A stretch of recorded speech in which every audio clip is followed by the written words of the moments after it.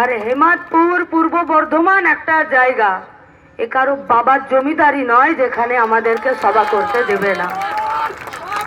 MP কাদের এখানে? তৃণমূল। কটা ঘাটের জল খেয়ে এসছে?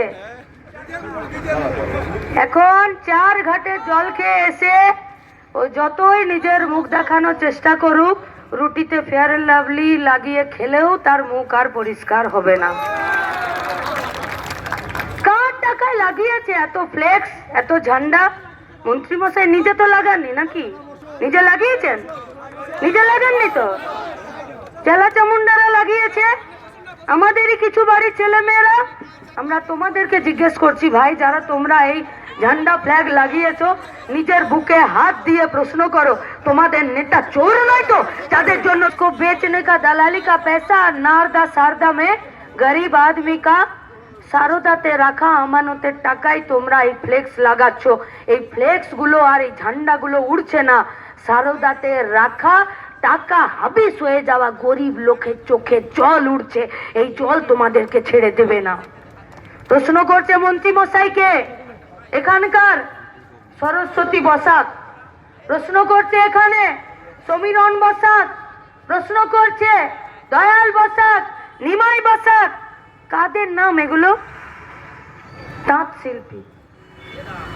সরস্বতী বসাক 2 ছেলের তাঁত ঘরটাতে গিয়ে গলায় দড়ি দিয়ে ঝুলে পড়লেন। কেন?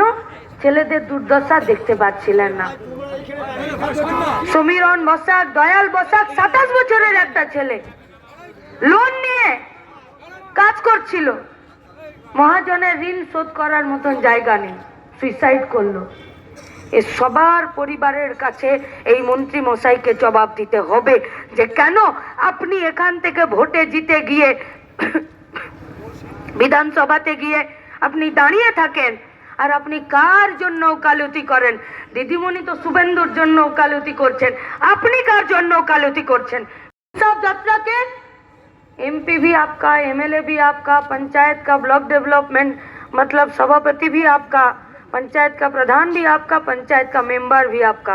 और अपनी गली में तो कुत्ता भी शेर होता है, कभी बाहर निकल कर आइए, उसके बाद सामना सामने हिसाब হবে। আসুন 7 জানুয়ারি এই গোটা পূর্ব বর্ধমানের তাঁত শিল্পীদের জন্য, রাইস মিলের কর্মীদের জন্য, ধান চাষি আলু চাষিদের জন্য সবাই মিলে সুইসাইডের পথ আমাদের নয়, আমাদের পথ লড়াইয়ের।